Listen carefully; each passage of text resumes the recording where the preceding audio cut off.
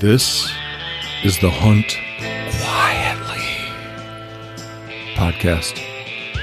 I'm Matt Ranella.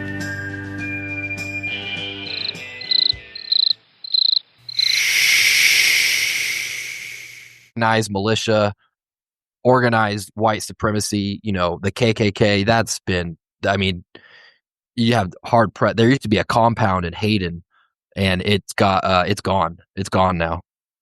They had to get rid of it. Oh. There was a full-blown, it was a white supremacist compound. Oh. Hey, yeah. Jeremiah.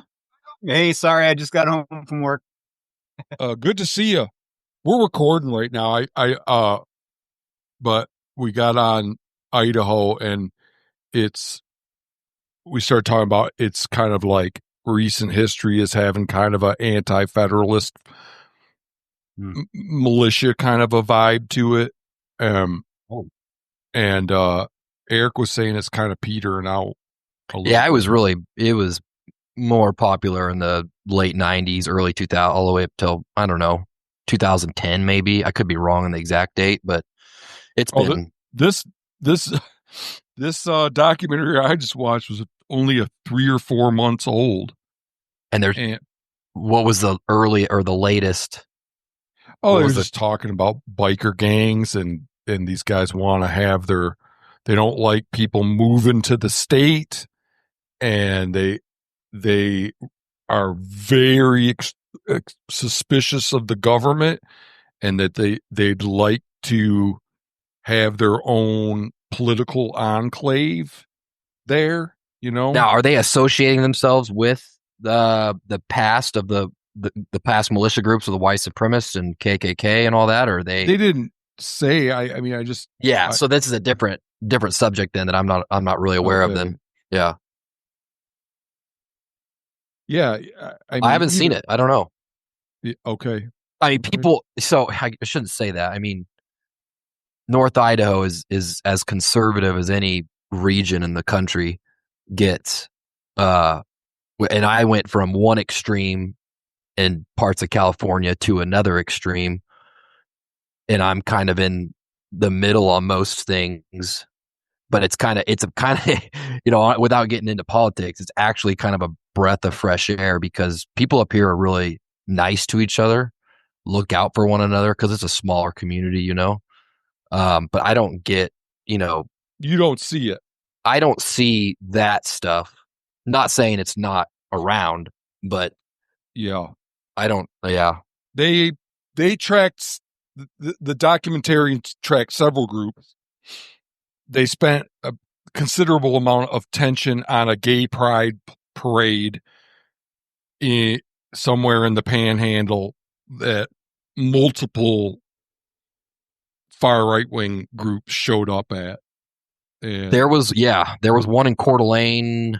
I want to say it was 2 or 3 years ago, where a group showed up in a van in a box truck. Yep.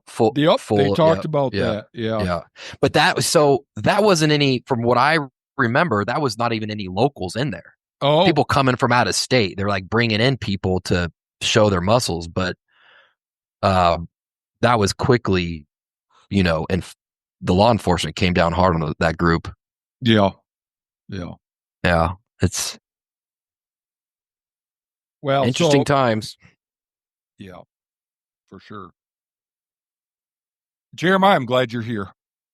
Yeah, it's good to be here. How you been? Oh, good. Busy, but good. Living the life. Are you a pastor now? No, not yet. You're still working studying on it. Oh, okay. Yeah. Mm-hmm. Okay. Yep. So it's funny you guys are talking about this, because I just got done reading a book about Christian nationalism. It's Tim Alberta wrote it. I didn't read it. Sorry, I have it. My uncle sent it to me, and it's very eye-opening, because Erik, you were saying that there's a lot of conservatism up in Idaho where you are. Mm-hmm. Yeah. Yep. So I used to be leaning far that way, but the more I grow in my faith, the more middle I become and less conservative. So this book kind of touched on it, and it was good. I think I don't know all of you guys, but Matt, you might enjoy that one. Just how Christian nationalism has kind of destroyed a lot of things. So it was a good read. Kind of opened my eyes. But there's a lot of things going on now that's just kind of like, what the heck? Like what is happening? I just heard. Let's just listen to a podcast. Do you know who Sam Harris is? Yeah. The name's vaguely familiar. Yeah. Yeah, he's a neuroscientist, and he has a pretty popular podcast. And he's got a great way of speaking too. Oh, he's the most articulate. He's like crazy articulate. Yeah. He kind of lost his mind with the COVID thing, but that's a whole nother subject. That's when I had stopped listening to him. He had a woman on that's a journalist who has written extensively about Christian nationalism. Yeah, it's funny because they call it Christian nationalism, but it's about as far from true Christianity as you can get. Yeah, what is they don't like immigration, right? They don't seem to like other people. I don't know. They don't seem to like any group that's different or holds an opposing view. Which I guess you can say for both sides don't like each other. But yeah, Christianity is showing love towards each other. But these Christian nationalists, if you watch and listen to them, they'll talk about Jesus and love, and then it's let's go Brandon and F Joe Biden and all this stuff, and it's like it's about as far from Christ as you can get. Okay. So that's, I guess, what the book was talking about. Kind of opened my eyes to a lot of things, but yeah. So not a lot of Good Samaritan vibe. Exactly. Yeah, not treating people with love, and it's a lot of hate. Kind of reminds me. You guys remember the Westboro Baptist Church? Oh yeah, with the God hates, FAGs. Yo, yeah. And weren't they protesting like soldiers' funerals and stuff? And yeah, they'd go to soldiers' funerals and say that they're that was a what? Yeah, look it up. Remember that? Why were they protesting soldiers' funerals? The soldiers were dying to pay for the sins of the country for allowing gays to basically have a run of do their own thing. They really had a big thing against gays. Wait, were these soldiers that were soft on gays? No, it's soldiers that had passed away. Soldiers that died in battle. Had nothing to do with it. They could have. It could have been a soldier that hated gays himself. It didn't matter. Okay, he died because it was God's way of teaching our society a lesson. It's pretty wild. There was actually wasn't there a girl that got away from the church at an older age, and she went on Rogan's podcast and talked about it, and it was a wild story. I'll have to look that. Is that a recent one from Rogan? No, it's got to be 4 years old, probably somewhere in that neighborhood. I would just Google Rogan, what's it called? Westboro Baptist Church podcast, and it'll pop up, I'm sure. That perhaps is the only argument I could get behind for not allowing homosexuals into the military would be that if the U.S. military would cease to suffer any casualties if we didn't have gays in it. Yeah. Pretty backwards. then I guess it makes sense. Yeah. We're just going to tick off the 6 people that listen to this podcast if we keep talking about this. Oh yeah, there's already people yelling at their speaker in their vehicle as they're driving down the highway. Yeah. Just pounding the steering wheel with their fist. Yeah. You don't understand. Actually, we do. That's when. So, yeah. Sorry, Jeremiah. I didn't really introduce you to these guys. I don't think you've interacted with either of them. Nick's been on the podcast. Jeremiah's been on the podcast. Erik, you have never been on? No. Okay, but you've helped us out with some things. couple small things, if you want to call it that. Research and whatnot. Yeah, I don't know. I remember the podcast with Nick about the National Wildlife Turkey Federation. Which one were you on, Jeremiah? Mine was just early when Matt, I think it was when you first started, right, Matt? Yeah, very early. Yeah, and it was about just my experience with the hunting industry. And then the second one was with Wisconsin DNR and just talking about the VPA programs and the hunting access for private lands for the public to use. Is that where you're out of? Is Wisconsin? Yep, I'm in east central Wisconsin, kind of by Green Bay. Okay. Yeah, so the idea, we had one of these podcasts, another episode with a panel 2 nights ago, and Joe Hogan is the one. He's another collaborator that thought it'd be a good idea to have a couple panel discussions and with people from different parts of the country on collectively to kind of do a state of the hunting sphere kind of a thing with people from all over the place, give you guys a chance to ask each other questions. Because, I have the questions that I ask hunters when I have them on, but we just thought it'd be kind of cool to have people on from all over the place and have a discussion. I have some guiding questions I can ask, but we don't really have a script. And just see where it goes. What are the challenges to having living the hunting lifestyle? Are they similar throughout the country? Throughout the country, I suspect in a lot of ways they are, and there's certainly, I'm sure there's some differences, but that's the goal.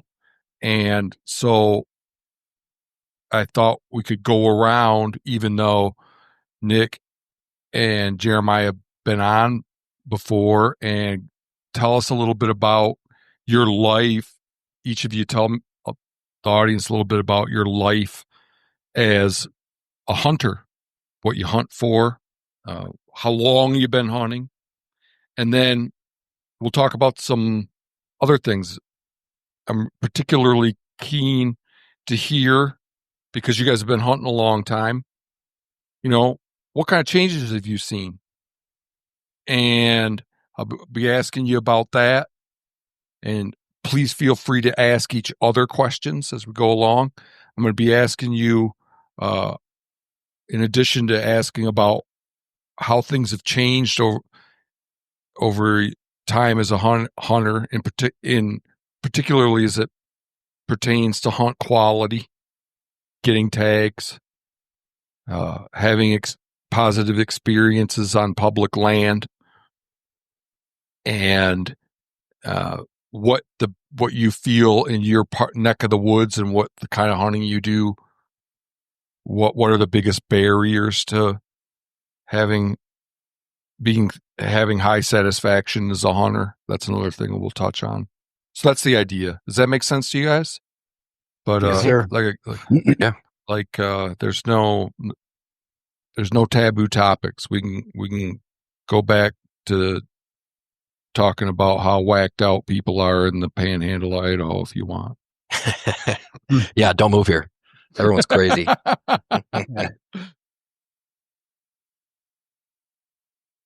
Okay, so Nick, you want to go first? What are you drinking there? Okay. Is it NA?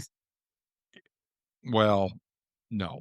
Oh, I got one on the way back home. on it. Oh, no, I'm very, very, very little bit back on it. Good. You're back on the wagon. I've just done a lot this week, and I needed one beer as a crutch. But no, I've been very good. No, I podcasted 2 nights ago, and then last night I had these 2 young fellers on. I got a lot of Hunt Quietly projects going on right now.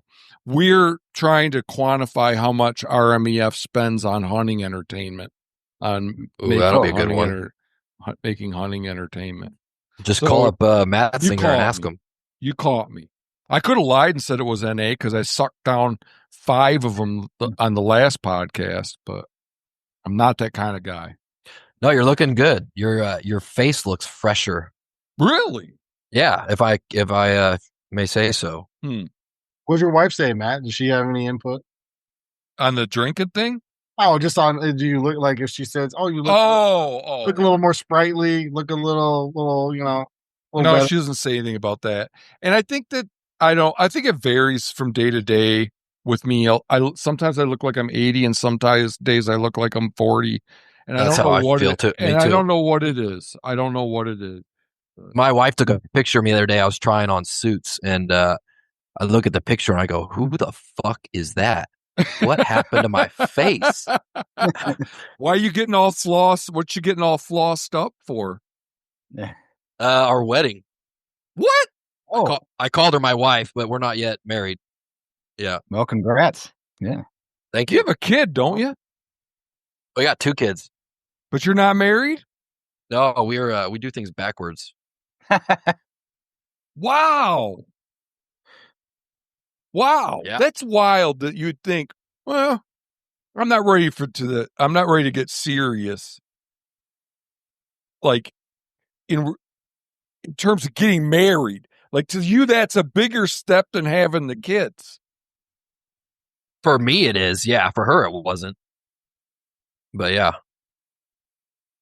It's no, it's all good. I have 2 beautiful young kids, and so I thought, you know what? I'm going to make sure this family stays together. So, well, my grandma passed away, and she left me one of her wedding ring, and I took that and asked my lady to marry me. Wait, whose wedding ring? I'm sorry.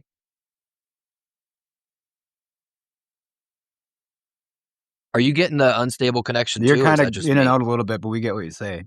Yeah. I just okay. I just got distracted. Whose wedding ring?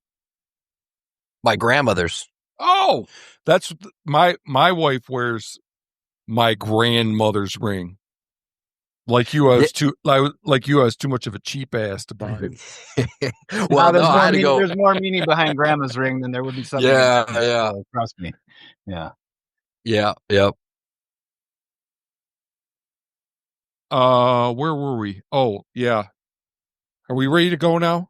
Yeah. Are we ready to dive in? Oh yeah, we asked Nick to start and then cut him off. Well, we've done a couple of these, so I'm used to cutting each other off. Matt and I do that a lot. We step on each other quite a bit. But I used to be way worse. Yeah, I used to be way worse about it. I'm trying to be better. Same. So I've been on a couple times. We did the National Wild Turkey thing. We talked about Real Tree and a couple other things. And then, but I live in California. I live on the central coast of California. Started hunting when I was a little kid. Started bird dogging and going along when I was a little kid. Then when I was old enough to get my license, got my license, the typical thing with family members, friends, things like that.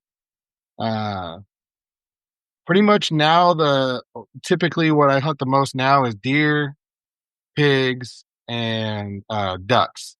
I really like to hunt quail. I just don't do it quite as much. So I do a lot of deer hunting, a lot of pig hunting, a lot of quail hunting, and then do a little bass fishing because we got some pretty decent bass lakes out here. Don't do a lot of turkey hunting or bear hunting. Matt and I have talked about it before. He doesn't get it. He thinks I'm super weird that I've never really gotten into turkey hunting, but I don't know. Maybe one day. Turkey hunting's the only hunting that's fun that I think of as fun. Everything else is a vision quest. Well, like California is hard actually fun while you're doing it. Yeah. Turkey hunting in California is a whole different game because you pretty much almost have to have exclusive access to private. Like there's so many turkeys there, but they're all in private. Oh yeah, that's I would say is generally true. There are there are some places that I know of that have turkeys that are public access. You should name them on air. Yeah, I'm definitely not going to do that. But what, you don't want other people to have success? You're just trying to keep it all to yourself? Well, it's funny. That's really selfish. Reminds me of a guy named Matt. Yeah. Well, this is actually interesting. I'm really glad that you guys are razzing me about this because I thought about it the other day, And I thought about the turkey. I was like, because I almost said it on a podcast one time because we kind of talked about it. And I was like, no. And then the reason why I didn't, it's not because I don't turkey hunt. It's not because I'm trying to keep them for myself. It's because there may be another guy that worked really hard. Exactly. That's exactly right. Figured out where that spot is. And I go, well, I don't hunt there, so I don't care. So I'm going to just tell him, I'm just going to put it out on the internet. And now that dude's like, what the hell, man? Because, and the reason why I brought it, the reason why I thought about it, because there's some dudes here in Southern California that hunt deer, and they, you know, they're always posting their deer and stuff like that in Southern California. They're like 4 or 5 hours south of me, and they hunt out in the desert. And every time they post a deer or where they're or a hunting thing or a picture or whatever in Southern California, they don't say you can't. They won't say anything about where they are. But if they're not in their home stopping ground, they'll tell you exactly where they are. Yeah. Like, so yeah, even though it doesn't affect you personally, you're not going to blast out turkey spots where places. You know, I'm the same way. I have my anger about that stuff is global. Right. Like when I think about all of the places my brother has like made less good for people that have hunted there a lot longer than he ever has. Yeah. You know, I would like we've been doing a little bit of outreach about Osceola turkey hunting in Florida, which hunting celebrities have been putting on blast for the last decade in a huge way. Yeah, I just feel, you know, it just ticks me off for people that have been hunting there quietly for the love of it, not to draw attention to themselves and make money and get clicks, you know, under the radar. Oh, it's infuriating to me. Yeah, no, I agree with you. That's why I said, like, I know there's some spots that are near me that I've found that have turkeys on it that not all the time, but fairly consistently.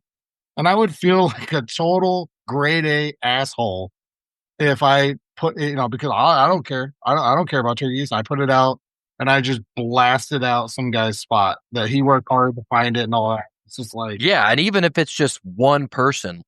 Yeah. I don't care if it's one guy. One person goes out there. Right. It has an effect on that other person who's been there for 20 years, 10 years, found it on his own.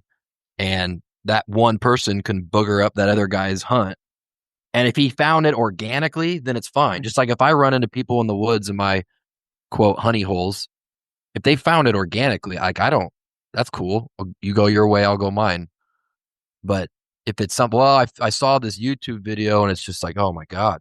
Well, and it's funny too, because it's funny when some of these influencers try to get like ethical. They try to get ethical about spots, right? And I know I'm getting off on kind of a tangent. I'll bring it back in a little bit here, but it was funny. I was listening to a podcast like about a month ago or so where a guy had an ethical question, right? And it was, well, if you say you hire a guide in New Mexico, right, to take you elk hunting in New Mexico, you pay him $5,000, you go elk hunting in New Mexico, and you do all your hunting on public land. Everything's on public land. And then 2 years later, you go, you know what? I'm going to get another tag and I'm just going to go down there. Is it are you okay ethically as a hunter, as a fellow hunter, to go back into that spot or in that area where you paid a guide to take you before? I love this question. So I'm going to answer first and you can tear me up if you want.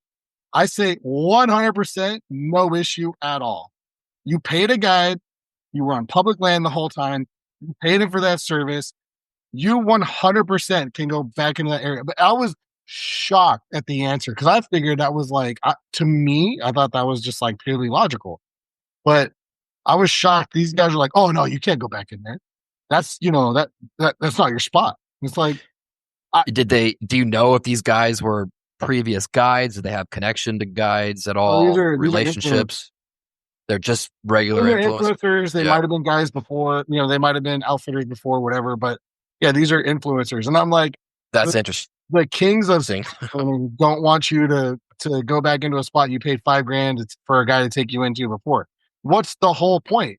To me, it's like saying like, well, you can't go to that restaurant because I'm the one that took you there. So you can't go. Well, okay, yeah. And I'm sure you draw a distinction between a buddy taking you there. Oh, 100%. If a buddy goes, hey, I got the spot in New Mexico, you should come with me. I wouldn't then be like the very next year, be like, That's his spot. By the way, I'm going to be hitting your spot in New Mexico. You'd be like, what the hell? What I'm saying is you paid $5,000. Yeah. Paid $5,000 to go on a hunt. I mean, because I don't look at that as like, oh, I'm paying $5,000. Well, first of all, I don't buy hunts anyway, but I wouldn't be looking at this like I paid $5,000 for this hunt, and for this animal. Like if it's an elk, I paid $5,000 to go kill an elk. I don't look at it as like, no, the $5,000 is for the elk. I look at it as like the $5,000 is for like any kind of education. If the guy uses horses to pack in, right? And I go, I want to learn how to do that. And then maybe I get horses. I can't be like, well, no, I can't get horses because I learned it from a guy. And it's like, it doesn't make, like, you're paying $5,000 to get everything. You get all the intelligence, all the information. Yeah. I think there's a difference between a guide that takes a client 8 miles into the backcountry on horseback to kill an elk and pack it out versus a guide that takes you on a river to fly fish. Because that river you can access yourself easily versus the backcountry. I highly doubt there's a high percentage of, return hunters to 8 miles deep in the wilderness without horses, without an outfitter camp, without all the luxuries of an outfitter camp. So I doubt it even, regardless if you think it's morally wrong or not, I don't think it even happens on a large scale. I can't imagine it. I mean, because I would never pay that. I just do it myself. Most people that want to pay $6,000 and it's $5,000 is cheap. I mean, even in really bad spots in the, Bob Marshall or the Frank Church, people are paying guides outrageous amounts of money to go maybe shoot a raghorn, maybe if they see one. Yeah. And you're going to go do that on your own. I mean, to me, it doesn't matter. Like if the guy has horses or he has a buddy that has horses and they want to go in the next year to the same exact spot and camp in the exact same spot that the guy camped in, to me, I don't see an issue with it. You paid the money, you went on the hunt. Like, I personally don't see an issue with it. And that the thing that I found funny is you have influencers that make a living off of burning spots. They're like, oh, you can't do that. Yeah. What are you talking about? This very question came up on a live Meat Eater podcast event that I was at one time. And I had the same take as you, Nick. And there's quite a few boos in the audience when I said it.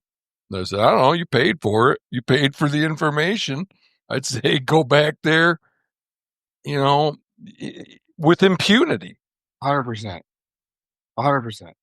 I mean, because if I do that, and then I come back and I tell you, Matt, hey, Matt, here's the exact spot, and it was pretty good. That's okay. And they even said on the podcast, yeah, that would be fine. And I'm like, what? Sounds like these guys just hadn't thought it through a lot. I don't know. No. Either way. But so anyway, mainly deer, pigs, and ducks for me with some quail and stuff like that mixed in. And then I've done quite a bit of hunting on public land here in California, which I know Erik he's familiar with this area. So a little bit, at least, he might know. It is very, very difficult. I can go an entire deer season and see. We can have a whole podcast on the Ventana Wilderness. Oh my God. You maybe see a buck. Maybe. Oh, wow. And you might see it for about 20 seconds at the last bit of light. I've killed a couple bucks on public land. Most of my bucks have come off of private or other places where I've just been lucky and gotten an invite or been able to go with somebody or whatever the case is. My family's lived here in this same town since the early 50s, so we have a lot of connections. So I've been lucky I was lucky in the past and had some of those connections and stuff. And actually a buddy of ours who owns a couple 100 acres north of me, was hit me up and was like, "Hey, you need to start, if you can, start going to my property more because he doesn't get to go out there very much." And I'm like, "Oh, you mind if I maybe try to kill a deer out there?" And he's like, "Yeah, go for it. Do whatever you want. That's cool. So it just I've been lucky, but I've had success both on private and public, but public is very, very, very, very tough. One of the bucks that I killed on public is probably like my prized quote unquote trophy, if you will, just because it's one of the best bucks I've ever killed, and it came off of public land, which is just like mind blowing. But That's awesome. pigs is pretty much a private land thing, like you were saying about turkeys earlier, Eric. Pigs is, yeah, I killed one pig on public in California, and it was like the greatest hunt I ever had. I was so happy. Yeah. It took me like 6 years to Yeah. kill a wild pig on public. Again, you can. I know where there are spots where pigs are sometimes, but it's pretty rare. And pigs out here where I'm at, they don't really. A lot of them don't hang out in one little spot. They are big time travelers. They travel big. Oh yeah. You won't see pigs on a ranch for months. And then they plant some barley, and as soon as that barley starts to turn a little bit brown, then you'll just be covered in pigs. And you're like, where the heck do all these pigs come from? Because you won't see them for a very long time. Yeah, So, I wonder what the home range of a wild boar is. I've heard it's 5-6 miles, square miles. Oh, really? Huh. Yeah, I wouldn't be surprised if it was even more than that. Like I said, I've talked to a lot of ranchers and a lot of surrounding ranchers that are like, "Oh yeah, I haven't seen pigs in months," and then, like I said, all of a sudden, then overnight they're there, and it's like, Did you guys know halibut don't have a range? I did not know that. They just wander the ocean. Is that Really? Is that Yeah. same, like pelagic, or is that different? They're a pelagic fish, yeah. I wonder what else in the ocean doesn't have a Doesn't have a yeah. zone. Yeah, that's interesting. I figured most fish do. They migrate with the currents and the water temperatures and the feed. Yeah. Well, and then, a lot of reef fish, I swear, they probably live on the same rock, the same chunk of coral their whole life. They hardly ever they don't move hardly at all. Jeremiah, remind the good people what wildlife you harass. Well, I grew up in the Upper Peninsula of Michigan, so I started bird hunting, partridge, rook grouse a lot. When I was in high school, I'd go every day in the fall after school. I actually quit football because it interfered with hunting. So that's how much I loved it. You got your priorities straight. Oh, gosh, yeah. It was, yeah. I loved it. I still love it, but I don't do it enough. Down where I live in Wisconsin, we don't have many of those, just pheasants. So started doing that. Then I got into deer hunting, and I was obsessed with that for 30 years. And now I've kind of moved on to being obsessed with turkeys, because I would hunt public land down here in Wisconsin, and it was fine up until about probably 10 years ago. And then all of a sudden, just everybody invites their friend, and their friend invites their brother, and then their brother invites their friends. And it ended up, you'd be 20 yards from a guy that you could talk to them, or you would be set up before light. And, 2 hours after light, some kid would come climb a tree 50 yards from you. That happened to me. I was hunting this one stand for years, and I could hear this clicking in front of me, and I didn't know what the heck was going on. Then all of a sudden, I see this orange blob going up in a tree, higher and higher, and he sits there for 15 minutes and shoots an 8-point that would come right to me. So he put him off. And I was like, "Are you kidding me?" And he clicks his little stand down and guts his deer out and leaves. Did he see you when he was climbing up that tree? He had to. I mean, I was, on public land here in Wisconsin, I wear all orange, like orange bibs, orange jacket, orange hat. I've had people point guns at me before because deer were between me and them. And, it took them a little bit to see me until I started waving my arms. Yeah, I'm all orange. There's no way he didn't see me. Are you've entirely given up deer hunting?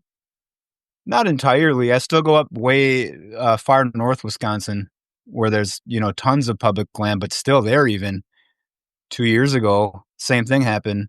A guy came in and was setting up a ladder stand opening morning, 2 hours after light or so. Right where you for were. the whole day.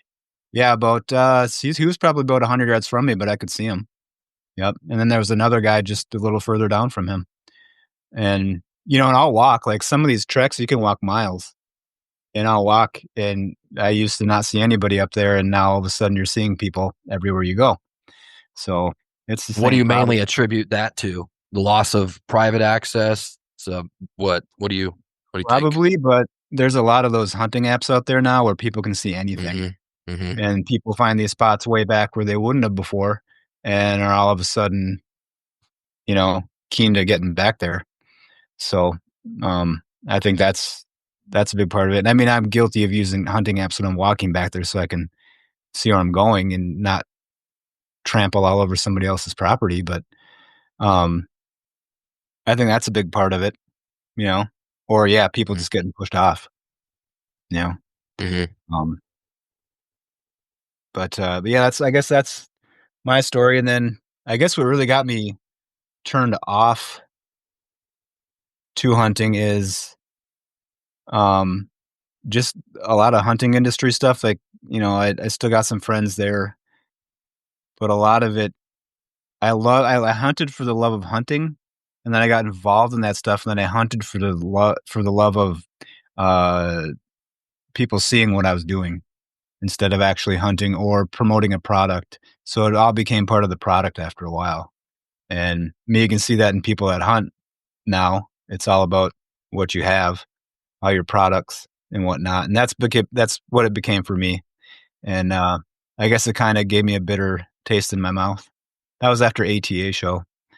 I just started pulling away and seeing what it was all about.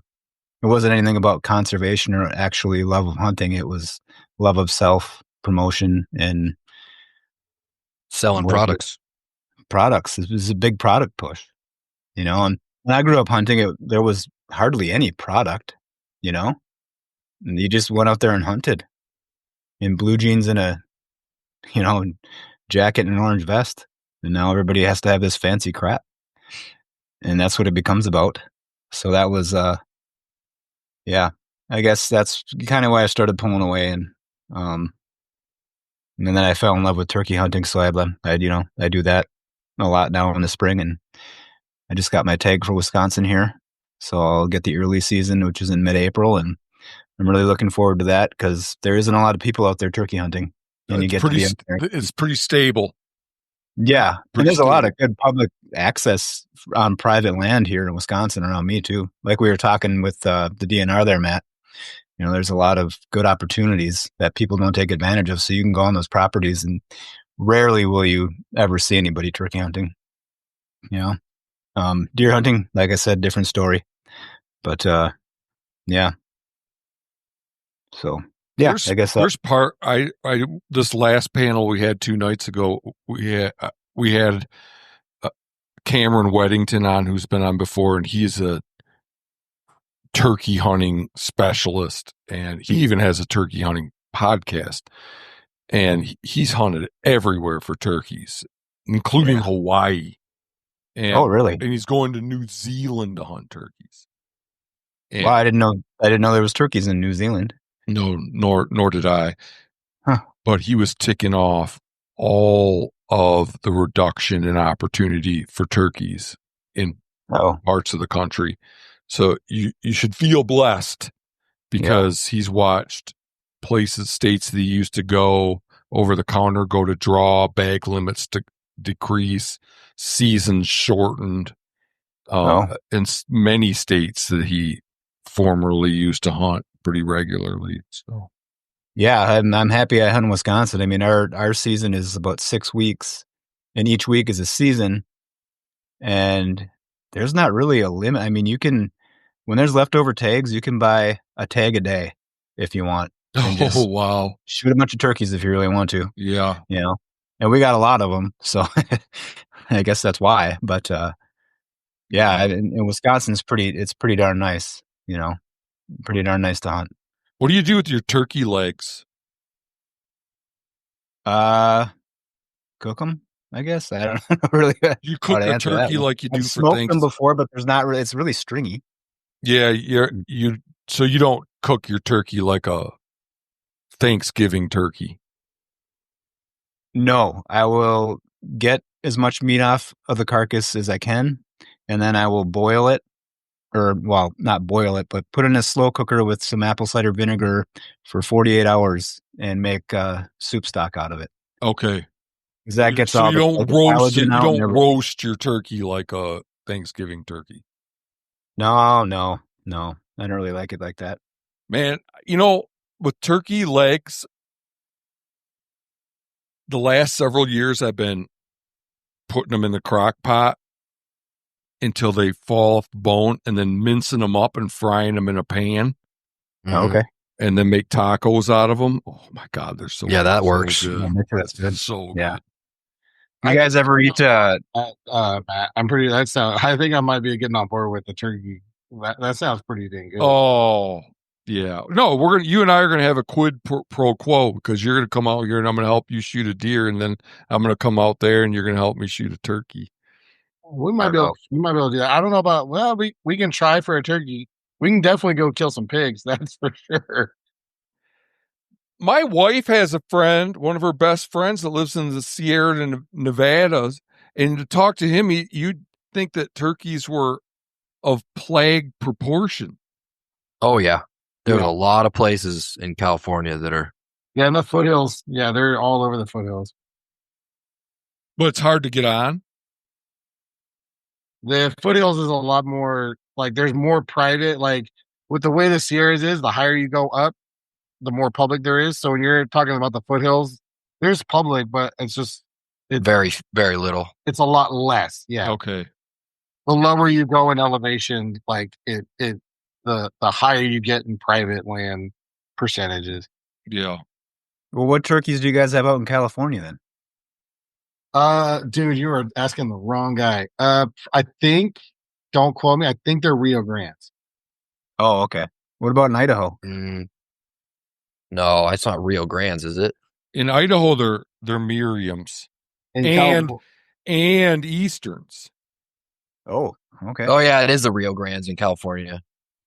But even then, so I've heard I've heard that like the turkey, there it's like there's very few like purebred certain turkey. I don't know if that's true or not. Maybe Jeremiah would know. I don't get the whole subspecies thing with turkeys. To me, a turkey's a turkey. I mean, I've seen some of the turkeys killed in Florida, and they definitely seem to have a lot more white than some. They're different, for sure. Like those are the ones that I can look at and be like, oh, that definitely looks different. But like a Miriam's versus a Rio Grande, like I said, I'm not a turkey guy though. So yeah, it's funny because I think like when I hunted quail in California, you could definitely tell the difference between a mountain quail and a valley quail. Oh yeah, I loved hunting mountain quail. It was one of my favorite things to do. But turkeys, I've always just every time I've hunted them, it's like I've never even thought about, well, what subspecies is this? I know a lot of people obsess over it. A lot of people are yelling at their speakers again about, well, the people that are really into it. But the one that really looks different is Gould's turkey. Oh, those are pretty. Yeah. The oscillated turkey, the one those in Mexico. New Mexico, yeah. I don't know are they in New Mexico? I believe so. Oh, I know there's Mexico, but Arizona. Mexico, Belize, Guatemala. Oh, okay. But they look different. Like their wings are iridescent. Yeah, they're very pretty. You look at I am with you on all the other ones. You're like, I don't know, it's turkey to me. Yeah. But those ones are definitely clearly different looking. So Nick, I'm sorry, I thought you hunted turkeys, but you don't hunt turkeys. I've hunted turkeys once, or well, not. I hunted turkeys for one season, and then I killed a turkey with my bow, and I told Matt the story a little bit, and he didn't understand why I didn't get into turkey hunting, and he's like, well, did you call him in? Yeah, I called him in. Actually, there was 3 of them, and they were all fighting each other. And he's like, if that doesn't get you fired up, yeah, if that don't do it, I'm not gonna get. It was cool. It was like in the moment, I was like, "This is great. It was a great experience, all that kind of stuff." But then after that, I was like, the next turkey season, I wasn't like, "Man, I got to go do it again." I don't know. It just yeah. If that didn't grab you, it's not for you. Because that's it. Call him in and shooting him with your bow. Yeah, there's nothing that gets me more excited than turkey hunting now. Just when you let out your first call and you get a gobble back, there is nothing better like it than hearing that. I mean, that gets my heart going. Like, I deer hunted for so many years, and I would usually get excited for deer hunting, and now I really don't. I just go out there and I'm there. And man, it's just, I equate that to how I felt when I was younger. When I'd hear like a buck grunt or a deer coming, my heart would just pound. But man, that doesn't happen for deer anymore. But turkeys, oh man, 100%. Like I can hear my heart beating in my head. It's gone. I love it. There's no better feeling in the world. I think I agree with you. When they were coming in, that was really exciting.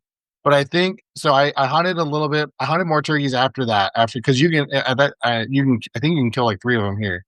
So I killed the one. I hunted some public areas that I knew of, and the thing that kind of got me was, it was like, man, I feel like I'm hunting a cat with feathers, meaning like they just never do like what you would expect them to do, and like they don't do anything that makes sense logically. Like deer, the things that deer do make sense, the things that pig do make sense, the things that duck, and I just felt like it just, like I said, it just felt like I was hunting a cat with feathers, because it's like there's no logic here. I just that just made it to where the excitement I felt before, like it just didn't really last.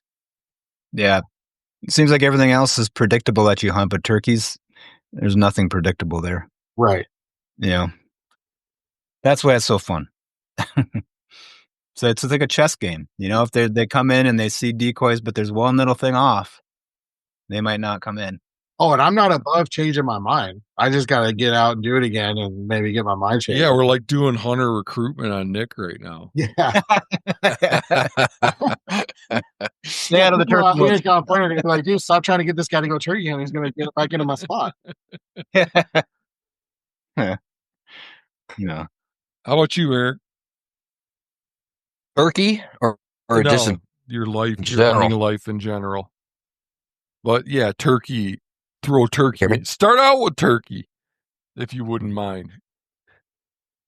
Yeah. What's funny is, well, I grew up fishing, not hunting as a young kid. But I had this mentor, one of many mentors I had.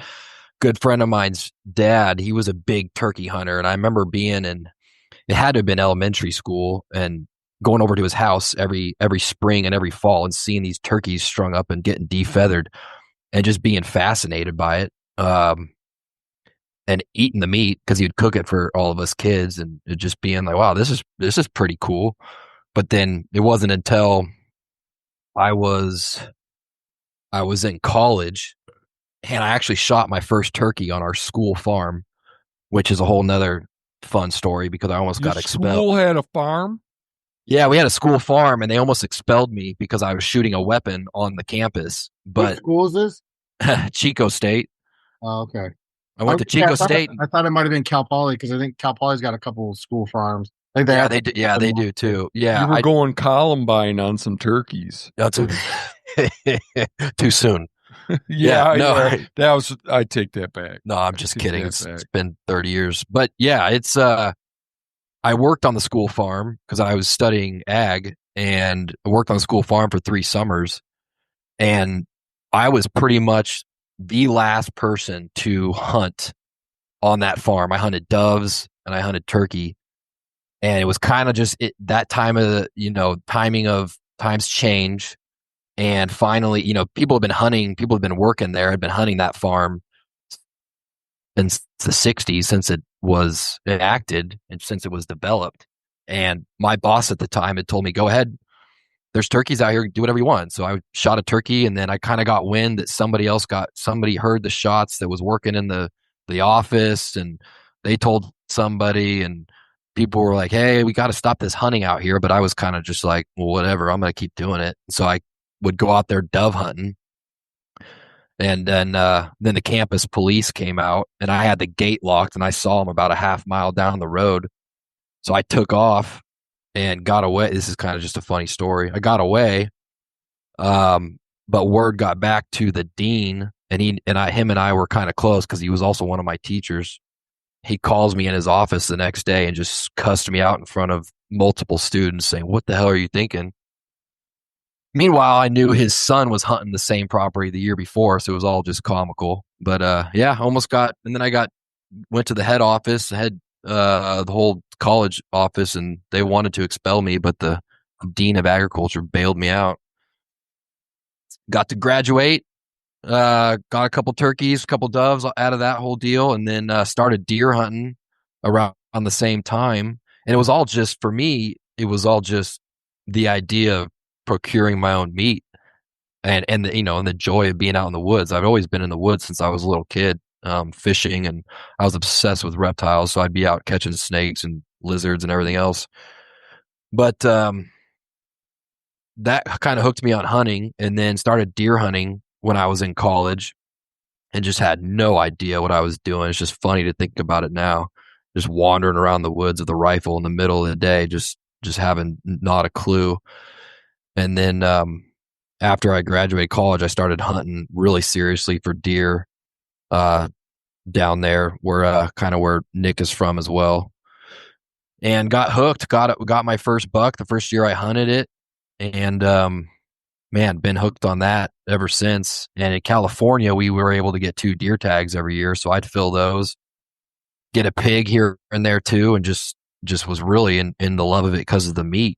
And then I got so obsessed, I was scouting all summer, and then that's when I picked up a bow. In about 2012, I picked up a bow because I thought, well, I'm already out here scouting in July is when the Erik, would you back off your mic just a little bit? Sure. How's this? Popping a little bit. Yeah. How's this? Carry on. Okay. Sorry. Yeah, no problem. So I wanted to talk a little bit about archery, because I got into archery because I was already out there scouting. Like, why not pick up a bow and see if I can get a deer with my bow and get one out of the way earlier in the season.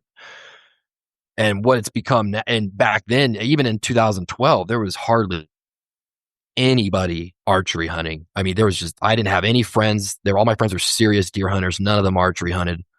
And we all know what that's turned into. And in a lot of places, archery hunting is more popular. I'm talking just in the West. People from the Midwest and the East might have a different experience, but in the West, archery hunting is becoming almost as, if not more popular than rifle hunting in a lot of places. So, I had a friend who moved to Montana, and it was probably like the early teens, and he's a hunting fool too. And so I thought, well, I want to go out of state. I want to get an elk. I want to get more meat. So I just started, and I had friends this is back when paper applications were still going on from 2009 to 2012. I had some friends applying out of state. Nothing to do with social media or tag hubs or any of that stuff. And so that's where I started getting interest of going out of state, heading to Montana, got my first elk up there. And then ever since, now I've been hunting elk every year. And now you live in Idaho. And now I live in Idaho due to a lot of reasons, but I was fortunate enough that my company moved me up here to work in the Pacific Northwest.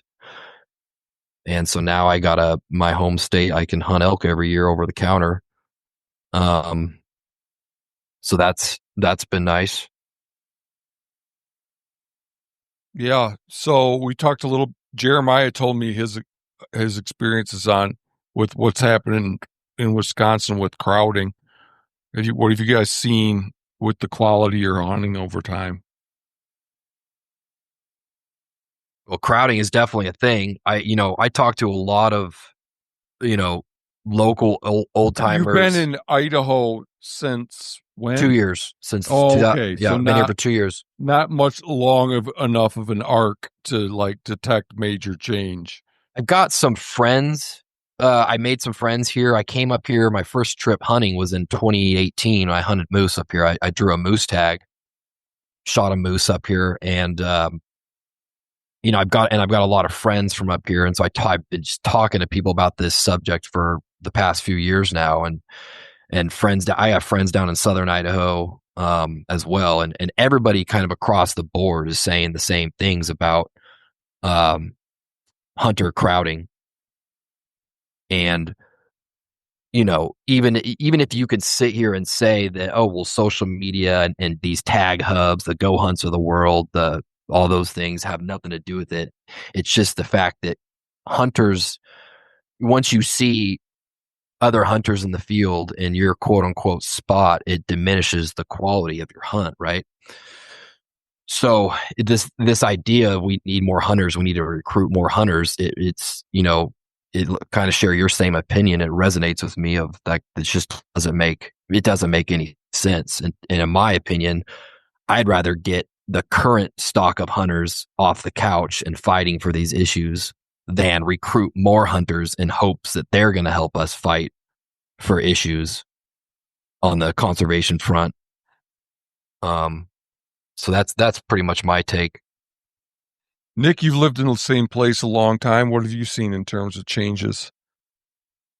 Well, the buck that I killed, was probably like 10 years ago on public, right here, right around where I'm from. I'll say within 2 hours of where I'm from, or where I live.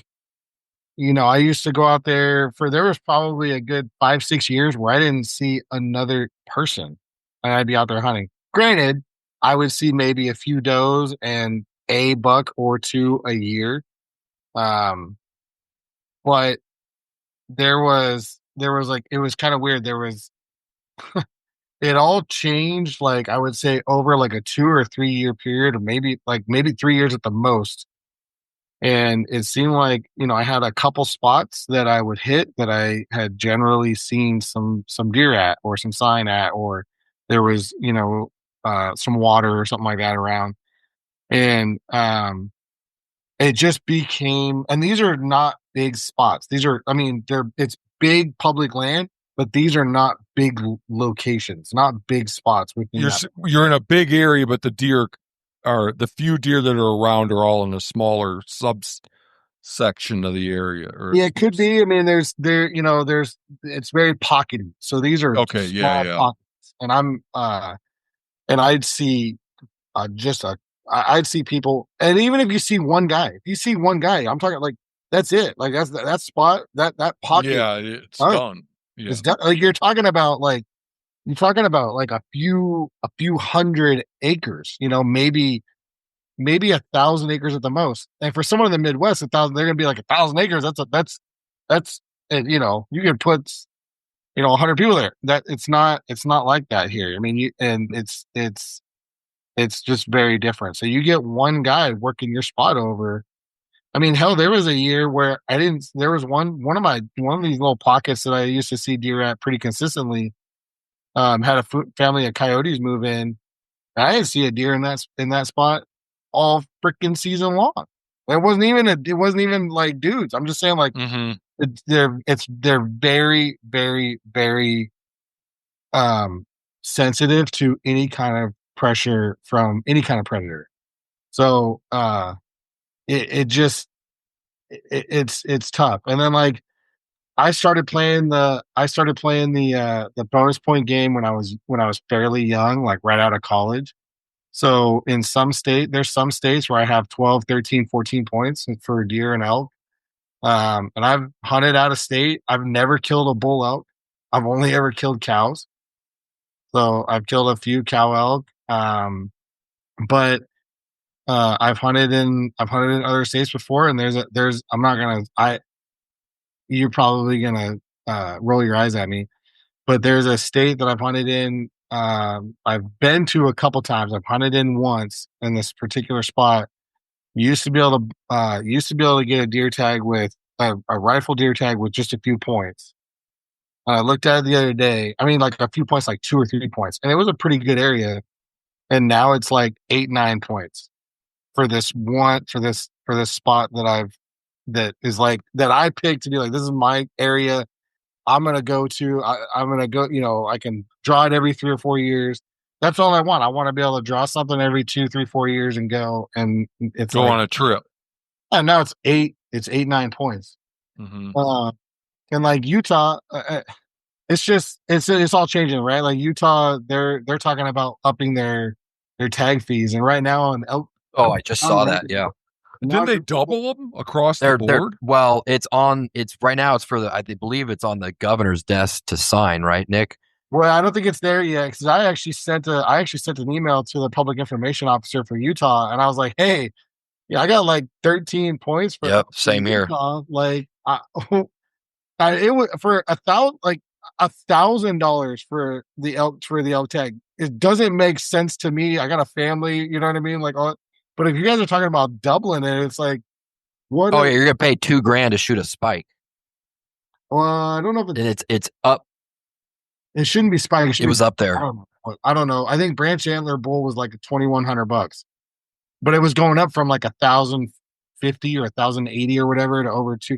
But they're still talking about it. So I sent an email to the public information officer, and she got back. She's like, "Well, those aren't the fees yet, but they are looking at it. They're probably going to increase." And I go, "Well, please send my email to anybody, any stakeholders, or anybody involved, because it's just tough, you know." And what's funny is I actually sent you, Matt, right before this started. I sent you an Instagram post of somebody talking about the price, you know, the tag fee increases, you know, that are in Utah.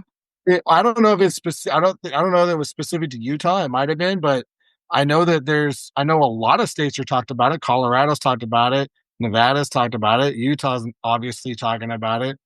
Yeah, there's multiple states that have surveys out right now. I mean, they're surveying hunters in their states. Montana's one of them. Missouri, I think, where they're trying to get a handle on what they're going to do with non-residents.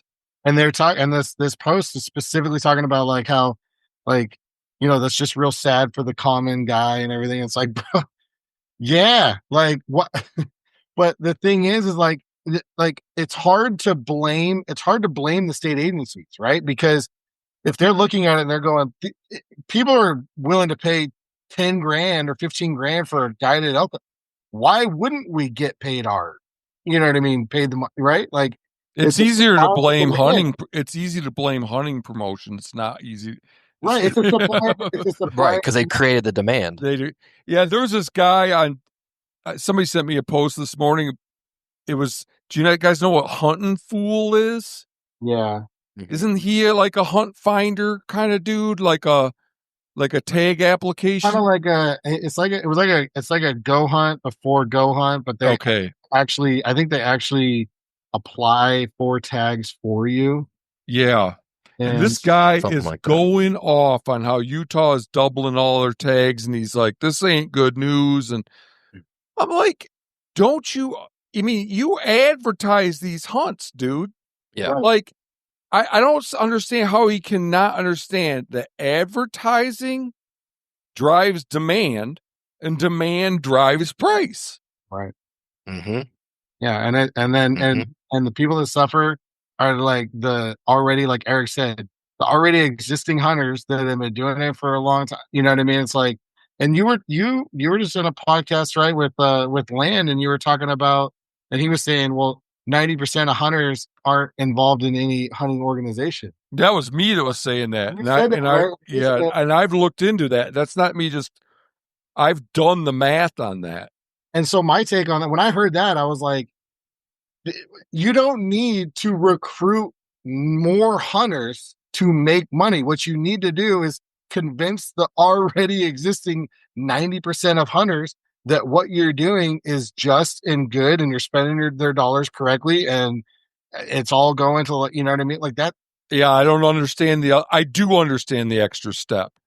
I mean, I'm just pretty pessimistic about this stuff, and I think that the reason they fixate on new hunters is because new hunters aren't geared up. Yeah, so they bring them in Yep. and then they can sell a bunch of the gear. Right. Yeah, Because they're like, I think of these hunting orgs as, to a large extent, they're just the water boys for the hunting industry. the advertisers for the hunting industry. Yeah. Yeah, they all have their own, camo sponsors and all sorts of stuff. Like what you were talking about, NWTF. Aren't they teamed up with Mossy Oak or something? That they're big pushers of that. They work with a lot of companies. Yeah, they're Yeah. they're huge. Well, you were talking about licensing going up in your state. It's also going up in Wisconsin, but it's not as bad. It's $20 per tag, which For resident deer tags. Well, everything across the board, Okay. $20. And then I get a Wisconsin patron license, conservation patron license, which is everything. That's going up $40 to $201 now. So yeah, I mean they're going up here too. Seems like everywhere. Yeah, the smaller like incremental increases to whatever you want to call it, adjusting for inflation or any hopefully most people are getting small pay raises every year with their jobs too, and that's fine if something goes up $20. But when it goes from $800 to $2,000 overnight, you're right.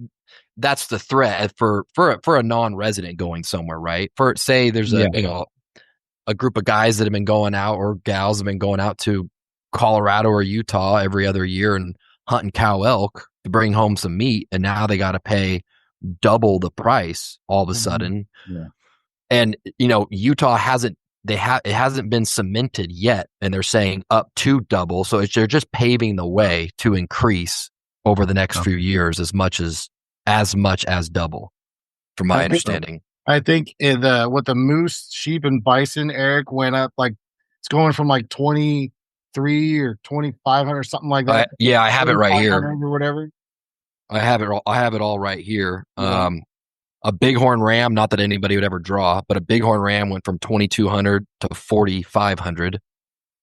So let's just talk about more general species like deer and elk. And a mule deer went from is potentially going from 670 to 1,340 for a deer. For a deer. Let's see, in the elk, a general bull or spike is going from potentially $613 to $1,226. So, and then the limited entry elk is the one that's going from like 1,000 something to that's going from 1,050 to 2,100. I drew moose, sheep, and goat the first 5 years I lived in Montana.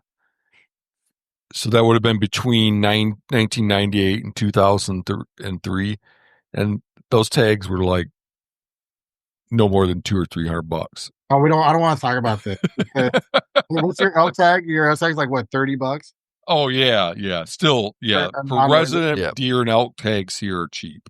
For a non-resident, I think an elk tag in Montana. I would be okay with paying way more. A lot. That's what I was just going to say. Is a lot on this subject. A lot of residents in Western states are preferring to pay more for resident tags to limit non-resident activity. Yeah, I don't take an issue on that. Yeah, like I have my own personal feelings on in-state preference, but with the hunt quietly thing, I just don't take it because it's just.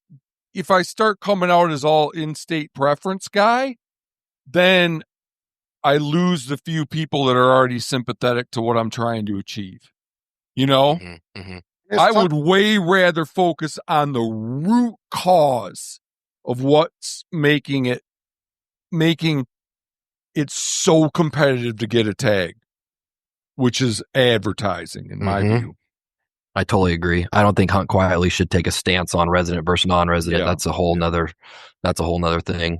I get pressured to from people.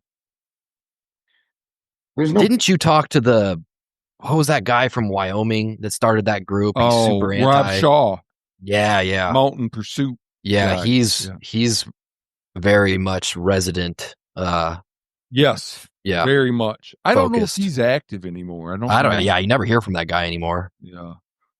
I understand the non-resident versus resident. I mean, the thing, like, I understand it, but at the same time, it's like if you live in Pennsylvania or you live where Jeremiah lives in Wisconsin, and he's like, man, I really like to go kill.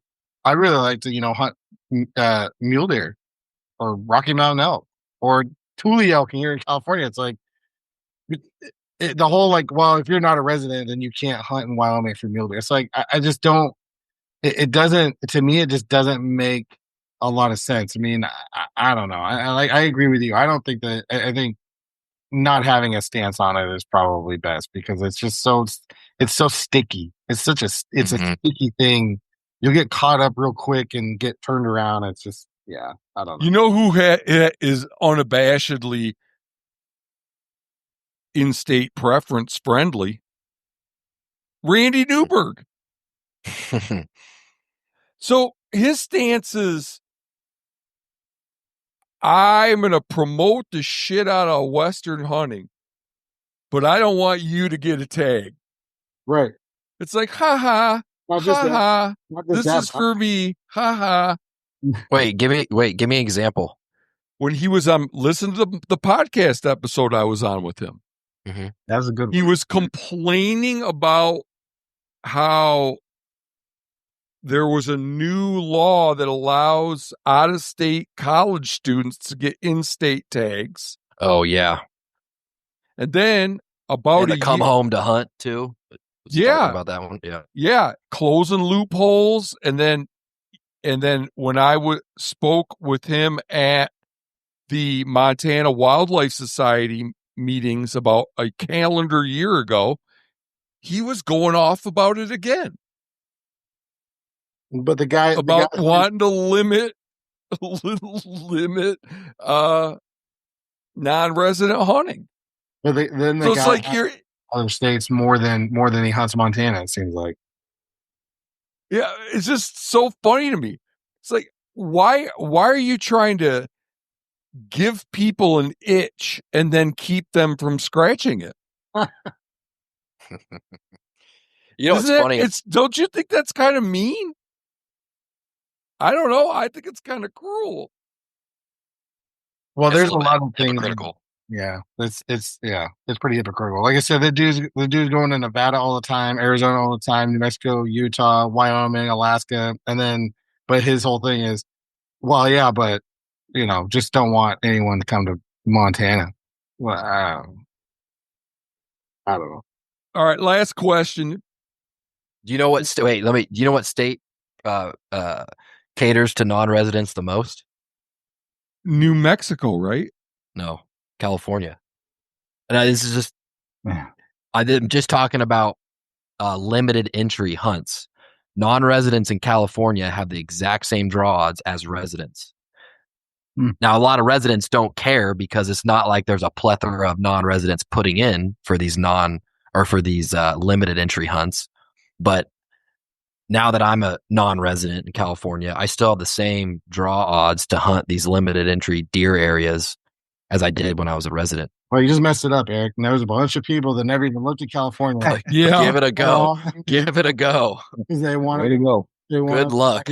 I think Jesse Gobel and Brandon Wynn, who have been on this podcast 2 times, they might fight you on that.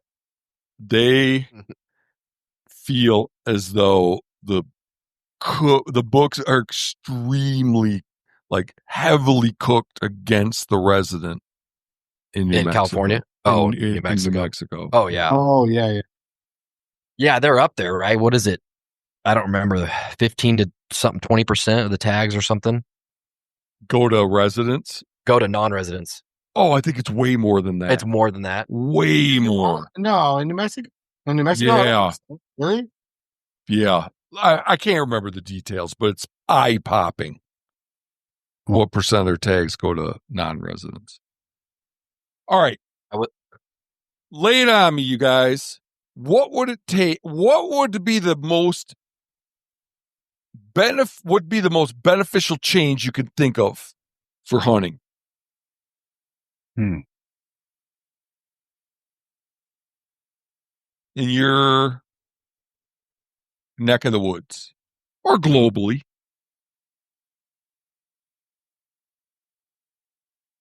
someone else want to start? I'm still thinking here. I got my thinking cap on too. I don't, it's how do you stop progress? And progress in the terms of in hunting sphere is technology, and in that technology is not just the range finders and the long range rifles and everything else, but it's the apps, all of the apps to make things so much easier. I don't, I'm kind of with you, Matt, on you don't want to legislate things. You don't want to fight to make something illegal, but at what point is I would be thrilled if Instagram, Facebook, YouTube just banned putting hunting content on the internet. It'd be like, great. It wouldn't bother me one bit. I'm not speaking for Hunt. I would be thrilled. I'm not speaking for Hunt quietly. I'm not speaking for anybody else. But for me personally, if YouTube banned putting hunting videos on the internet, it'd be awesome. But I do not see that happening anytime in the near future.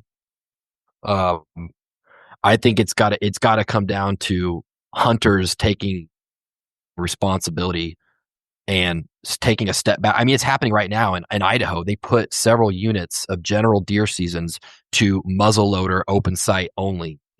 They took away rifles and rifle scopes. So and Utah did the same thing. Yeah, Utah's big on trying to restrict technology these days, and I'm 100% for that because but there's a lot of new hunters that are all about the gadgets. That all they care about is what's the newest and latest and greatest gadget. I need to have that gadget to be successful. And they would rather, and these, just people that I've talked to and come across, is they would rather limit the availability of tags and say hunt every 2, 3, 4 years to see less people in the woods, but to have the rifle that shoots 2 miles. And I'm more of like, well, I'd rather go hunting every year. I depend, me and my family, I wouldn't say depend on the meat in our freezer, but that's what we eat. That's what we want to eat all year long. I don't want to give that up. And so I'd rather, if it comes down to limiting technology, to get that tag every year, I'll find a way to be successful and with an open sight rifle or a muzzleloader, whatever it takes. And so states are already doing this. It's happening right now, like we just said, Utah and Idaho. I think it's just going to snowball from there. More things are going to change. What would you like to see, Jeremiah? Kind of on board with, kind of what Erik was saying about the technology part, but just the glamorization of everything, because a lot of these kids get into hunting because they watch all these big names, and I think it gives people a false idea of what hunting is or what it should be. When I started hunting with my grandfather and my uncles, it was about enjoyment of being outdoors. And now it's not. It's completely opposite. It's about the look at me society. And I think if we stop hunting promotion, like you talk a lot about, Matt, that would really help in terms of making people's outdoor experiences a lot better, because we don't get out there to see a bunch of people. We get out there to be in peace and quiet and pursue animals that we love to pursue. But now it's kind of made a game of in the world today instead of what it's actually meant to be. And I guess with the increase of hunting industry stuff, and I guess I key in a lot on that because of what I've seen. I think that's just flooded, at least here, the woods with people. If I'm making sense here, sorry, I'm really tired right now. I guess for me, that's what would put a stop to all this. Sorry, I'm going in. My mind's going in circles right now. You're doing great. But yeah, I guess just getting hunting back to its roots, right? Like it seems like we've pulled up a lot of those roots. Yeah. And being into the tradition of it all, it doesn't even really exist anymore. It's not what I grew up with. I'm sure, man, it's not what you grew up with. I mean, you're a little bit further along in life than me, and I'm not sure about you two other guys. You know, I'm in my mid-40s, but it's changed a lot. A lot. I think there's pockets. You know, when I go out with my friends in this town hunting or by myself, it feels like it always has felt, you know, because I'm just not tuned into the nonsense, you know? Yeah. But for me, the way hunters interact with other hunters and the way these widely known hunters interact with their audiences it's irrecognizable from what got me into it or what it was. Yeah. And it's like, so I don't know. It's just this whole thing about everybody needs to kill these huge animals, but the biggest buck I ever killed, I could take that mount and give it away. I have the best memory about a number of small bucks that I've shot. You know, it's nothing about a big buck. I mean, it was great to get that one, but it's just the enjoyment of being out there, you know, and enjoying the peace and quiet of creation. For me, it's not about big this, big that. You know, it's just a contest at that point. And hunting's not a contest. You know? Yeah. Say that louder for everyone in the back, because a lot of people treat hunting as a contest. True. Yep. It's yeah. And for me too, you know, kind of like Matt, when I go out in certain areas, I can find solitude still, luckily, but I'm worried just about the future and the availability of filling the freezer every year, not just for me, but for my children and for everybody else that's in it for the right reasons and their children. You know, that there's people in a lot of Western states that are calling for the fish and game departments, not just to limit technology, but to limit tags, to limit resident tags to be able to go hunt deer and elk every year. Yeah. And that's driven by in my mind, the technology and the glamour of inches. And I love a big bull and a big mule deer buck just like everybody else, but it's not all about that. And a lot of the social media drives that. You know, these influencers shoot a big animal and everybody thinks that that's what they got to do. And they get embarrassed when they don't do that, you know? Yeah. Yep. And for me, it's like, if I could shoot 2 or 3 white-tailed does a year, I'm 90% there in terms of like being happy with my hunting life. You know, trying to get something decent is the last 5-10%. So I'm with you, Erik. It's like, that's what I hope persists, is that people that want to do it and are willing to work hard can still go out and get their winter meat without paying for access or paying 10 times more than what it would cost them at the grocery store, or waiting 4 years before they can get the tag. Yeah, exactly. Yeah. And it's people give this group a lot of shit for saying, oh, you know, you guys are just selfish. You want it for yourself. You know, you want all the woods alone to yourself and everything else. It's just like, that's far from the truth. This is protecting everybody out there who's been hunting for the right reasons over before social media.